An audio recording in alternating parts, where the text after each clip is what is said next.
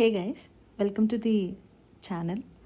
In today's video, let us discuss about hereditary hyperbilirubinemias and the differences between prehepatic, hepatic and post-hepatic jaundice, which are adult type of jaundice.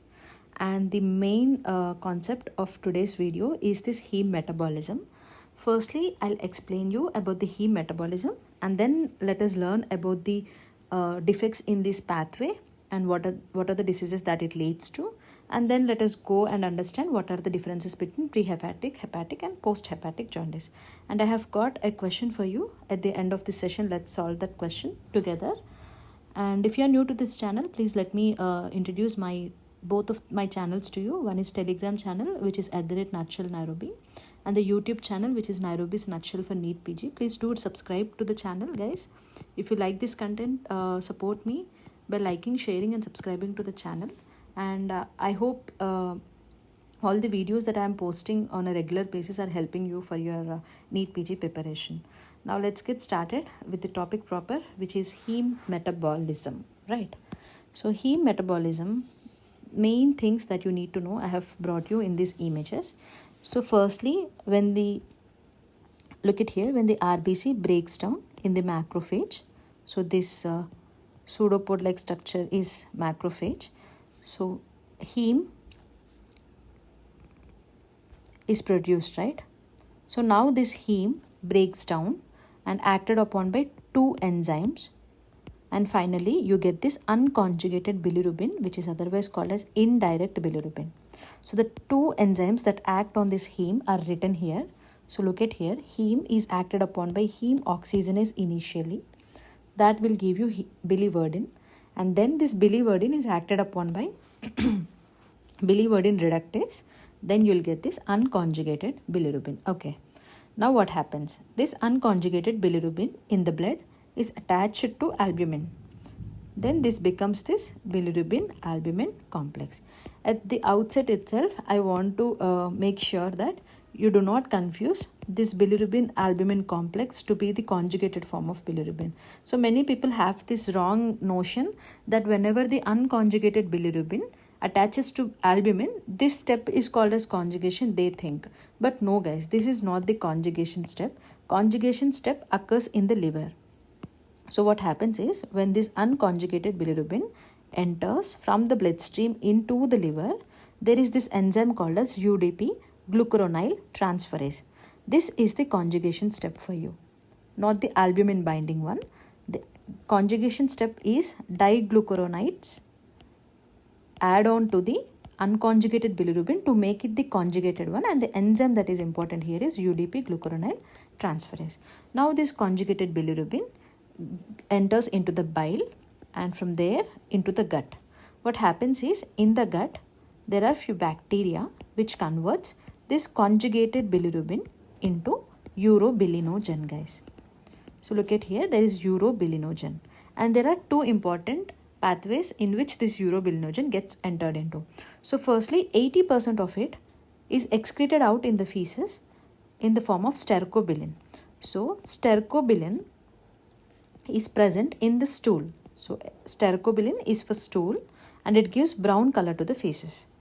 Whereas the 20% of urobilinogen gets back into the body, and from that 10% enters into the kidney and is excreted out as urobilin, which gives yellow color to the urine, and 90% gets back into the liver, which is called as enterohepatic circulation. So entero meaning gut and hepatic meaning liver, right? So from the gut, urobilinogen is getting back into the liver via the enterohepatic circulation. So this is the main pathway of heme metabolism. Now one thing that you need to know here is, inside the liver, where this conjugation step is occurring, there are few carrier proteins and few enzymes, names that you need to know, so that it will be easier for you to understand the hereditary hyperbilirubinemias. So let me take you to the enlarged or zoomed out hepatocyte. So see guys, these are the endothelial cells. That means here you have this blood vessel side, and from there you got this hemoglobin into circulating bilirubin, which is unconjugated and albumin bound and water insoluble. So remember one point guys, unconjugated bilirubin is otherwise called as indirect bilirubin and it is insoluble in water. So indirect is insoluble, whereas direct bilirubin is dissolvable in water. Because it is conjugated with glucuronic acid, it is water soluble. So that point is important. Unconjugated is indirect and insoluble, whereas direct is conjugated and it is soluble in water. So now we have this circulating bilirubin which is unconjugated, water insoluble and albumin bound. It enters the hepatocyte, right? So that step is called as bilirubin uptake. And there, this unconjugated bilirubin is converted into the conjugated form through an enzyme called as UDP glucuronyl transferase.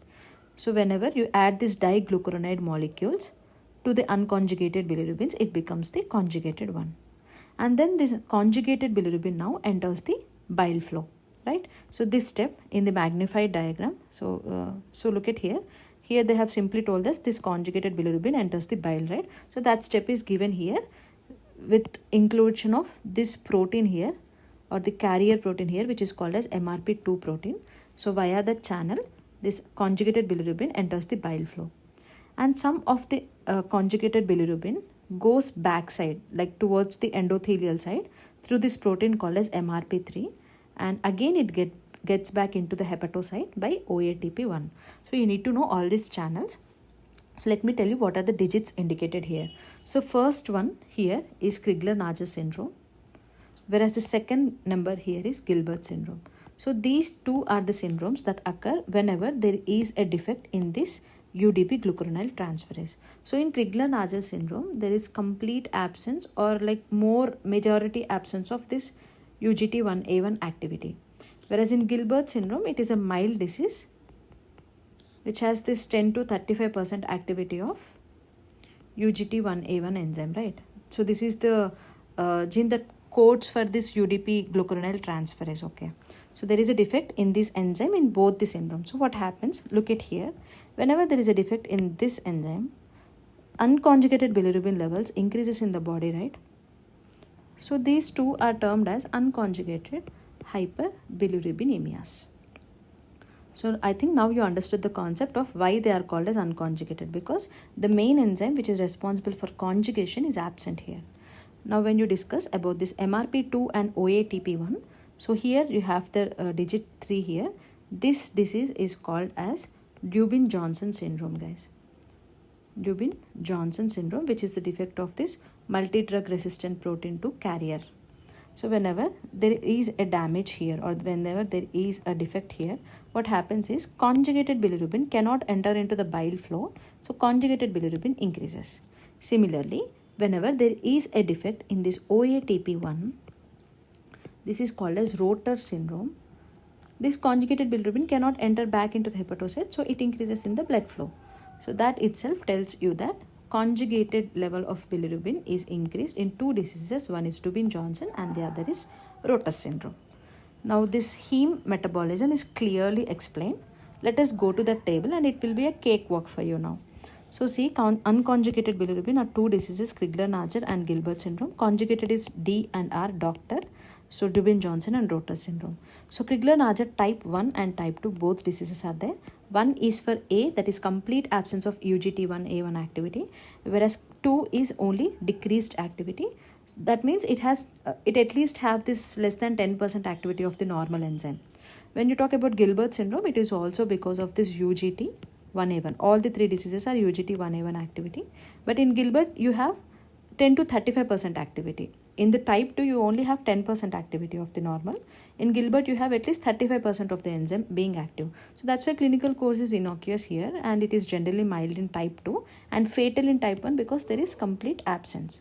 Since there is complete absence of UGT1A1 activity in Criggler type 1, the only treatment that is possible is liver transplantation and phototherapy till the liver transplantation takes place. When you talk about these two syndromes, that is Criggler type 2 and Gilbert syndrome, you have this a drug called as phenobarbital, which is helpful, guys. So what phenobarbital does is it increases the activity of UGT1A1, so that the unconjugated bilirubin is now converted to conjugated bilirubin. Okay, so phenobarbital has that role. So in Criggler-Najjar type 2, since the enzyme activity is a little less only when compared to Gilbert, the serum bilirubin level that will be decreased is just by 25%. But when you talk about Gilbert syndrome, it totally normalizes the serum bilirubin when you use the phenobarbital. So these are the important points in regards of unconjugated hyperbilirubinemias. Now coming to conjugated, so there are two terms, Dubinjohnson and Rotors. In Dubinjohnson's, one thing that you need to remember is it is a dark liver syndrome or black liver jaundice. Dark meaning there is a blackish discoloration of the liver, which differentiates it from Rotor syndrome. Now coming to the defect, so impaired biliary excretion of bilirubin glucuronides. That means this is the conjugated bilirubin due to the mutation in a protein called as MRP2. Whereas Rotor syndrome is because of OATP1B1 and 1B3.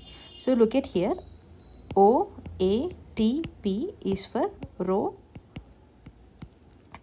You have O and T in the protein as well as in the syndrome. So the remaining one, the MRP2 one, is given for Dubinjohnson syndrome. Now when we talk about the diagnosis of Dubinjohnson syndrome and Rotor syndrome, there are few important tests that you need to know. So whatever I tell in this video are more than enough for the diagnosis part also. So let us understand what is written over here. So look at this, guys. There is a test called as bromsulfine test.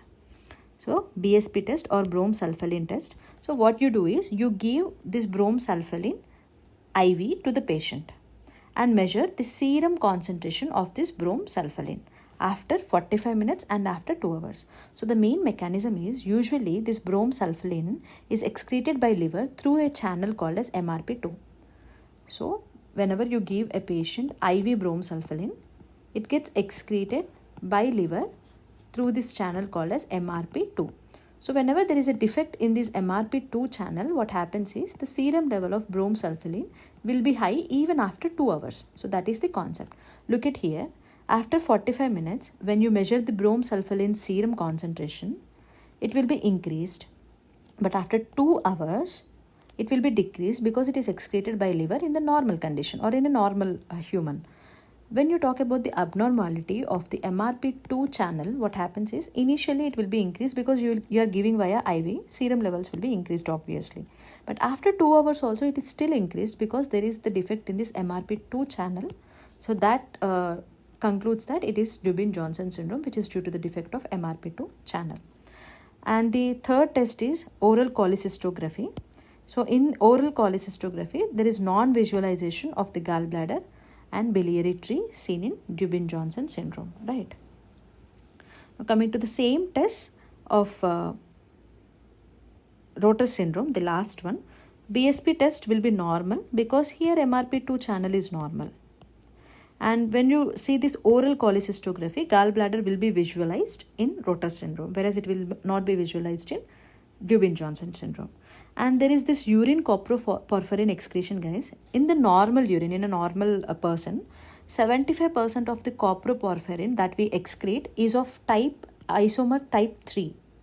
Whereas in Dubinjohnson syndrome, greater than 80% will be isomer type 1. You don't need to stress on this point. This BSP point is once asked.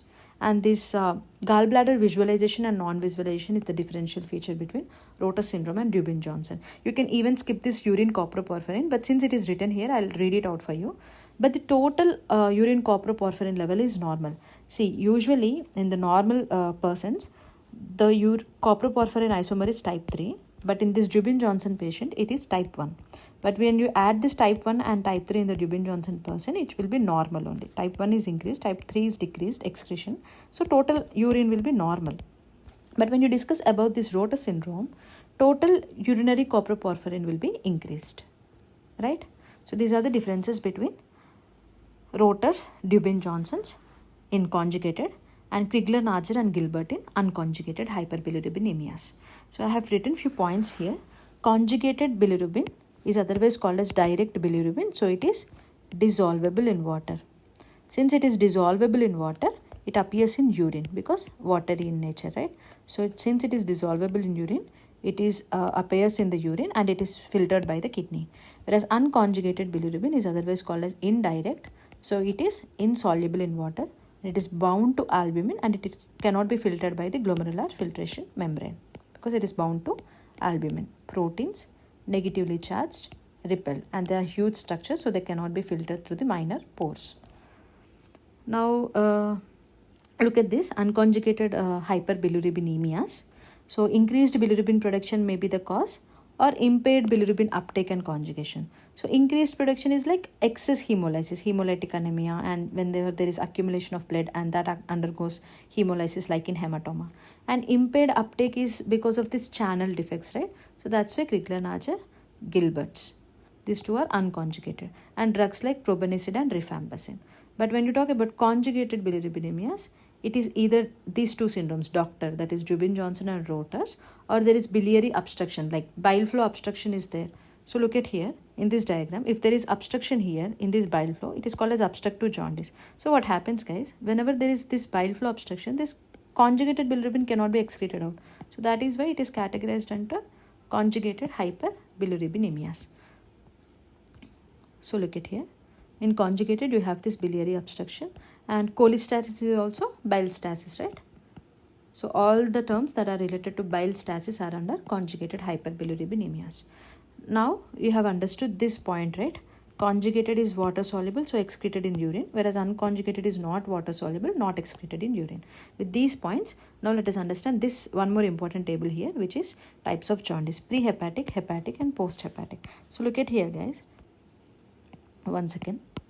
So look at here, when you have this heme entering unconjugated in the form of unconjugated bilirubin into the cell, that is prehepatic. Whereas inside the hepatocyte, you have this conjugation process, and then this bile flow, whenever there is obstruction here, that is called as post-hepatic jaundice. So in the prehepatic jaundice, it is related to this hemolysis conditions or the channels conditions like this Criggler, najjar, and Gilbert. Whereas in hepatic, there is a defect in this conjugation mechanism. So look at here, prehepatic jaundice has this unconjugated bilirubinemia, right? That means indirect bilirubin is increased. So look at here, increased indirect. Whereas hepatic has this both, direct and indirect bilirubin both are increased. Whereas in post-hepatic, it is only direct, because till here the conjugation process is normal only, but there is only obstruction in this bile flow. That's why conjugated level is increased, that is direct bilirubin level is increased in post-hepatic. So that is written. And you have this condition, like this reaction called as Vandenberg reaction that you do. It is a kind of test that you do to find out if it is direct bilirubin or indirect bilirubin. So Vandenberg reaction has both this indirect positivity and direct positivity, guys. So indirect reaction positive meaning the color develops after adding something. So indirectly the color is developing. So color develops after adding methanol only. Whereas in direct positive reaction, the color develops immediately. And since the hepatic one has both direct and indirect bilirubin, the reaction is biphasic. Now coming to urine urobilinogen, guys. So urine urobilinogen, once look at here, this diagram again.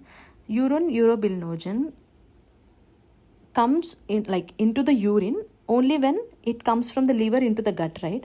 So let me erase this part for you and explain you. See, in order to have urobilinogen in the urine, firstly you need to get this urobilinogen from the liver through the bile, right? So whenever there is a defect here, whenever there is a defect in bile flow, you cannot have this urobilinogen in the gut. So finally you cannot have that in the urine, right? So that is what is given in this table. So look at here, urine urobilinogen is not seen in post-hepatic because there is an obstruction in the bile flow. Whereas in the prehepatic, it is in increased quantities because there is more amount of hemolysis, more amount of unconjugated, then conjugated, then urobilin, like more amount, right? So it is more in the urine. In prehepatic condition, like hemolytic conditions. In hepatic, it is like always biphasic only, like normal or decreased. When you talk about fecal stercobilinogen, so look at here, in order to have the stercobilinogen, you need to have the urobilinogen, right? So that itself forms this stercobilinogen. So whenever you don't have this urobilinogen, like in the bile obstruction, you don't have stercobilinogen also. So that's why you will not find stercobilinogen in post-hepatic conditions in the feces. So that's why clay colored stools, that brown colored stool will not be seen because the color is not given by stercobilinogen here. So that means clay colored feces is seen in post-hepatic. This is the clincher point. Whenever they mention you about clay colored feces, then that means the diagnosis is post-hepatic jaundice. And here similarly, like urobilinogen, when urobilinogen is more, it is itself converting into stercobilinogen. So this also will be more. Coming to urine bilirubin, guys. So in order to have bilirubin in the urine, it should be soluble form. That means dissolvable form. Dissolvable meaning direct form. Right. So in the post-hepatic jaundice, you have this direct bilirubin. So it is seen in the urine, urobilin. Whereas in the prehepatic, you have this indirect form which is insoluble in urine. So you don't have that in urine bilirubin. Right. And the middle one is always plus or minus, plus or decrease. It is like not so important. Prehepatic and post-hepatic are frequently asked. These 3 points are the confuses. Now you know this mechanism, so you will not make any mistake in that. Okay. Coming to the blood picture, since it is prehepatic, hemolysis is there, blood picture will be abnormal.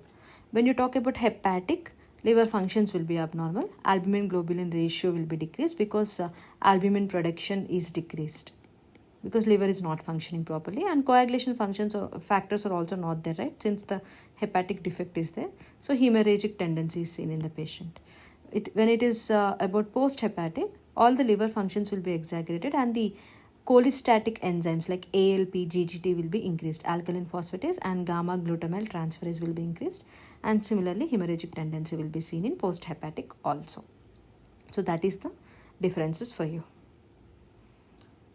Now that we have understood the topic, let me solve one question. I'll help you solving this.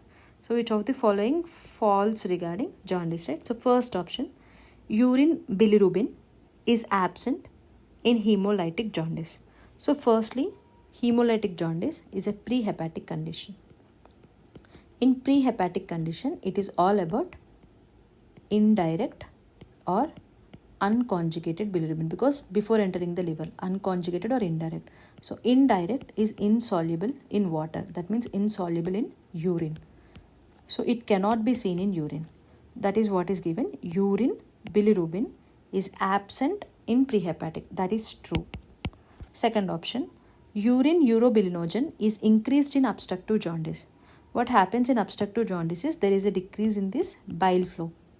So urobilinogen cannot enter, like conjugated bilirubin cannot enter into the gut and cannot be converted into the urobilinogen, right, in obstructive jaundice. But here it is given that urine urobilinogen is increased. Now when conjugated is not coming into the bile, which cannot be converted into urobilinogen and then enter into the urine, this is false statement, right? It will be decreased. Urine urobilinogen is decreased. Coming to the third statement, Criggler syndrome presents with unconjugated hyperbilirubinemias. Yes, it is true. It is the first part of the table, unconjugated, Criggler and Gilbert's. Fourth statement, hepatocellular jaundice can have normal or decreased urobilinogen. Yes, hepatocellular jaundice is nothing but hepatic type of jaundice, right? Prehepatic, hepatic and post-hepatic are 3 types. In that, hepatocellular jaundice is in hepatic type. So it can have normal or decreased urobilinogen. So look at here. Urine urobilinogen will be normal or decreased in the hepatic type. So the fourth statement is also true for you. So the answer here is B, which is urine urobilinogen is not increased. Urine urobilinogen is decreased in obstructive jaundice. Now I think this jaundice part, hyperbilirubinemias part is easier for you. I'll provide this PDF in the Telegram channel as usual, guys. So hope you enjoyed this video, understood the concepts behind this, and now you'll never forget between urobilinogen, stercobilinogen, urobilin, clay colored stools, which gives color to urine, and what is the defect, MRP2, OATP1, everything is sorted in this one single sheet for you. So please do revise this before inicet, and it is also important, equally important for NEET also. Thank you.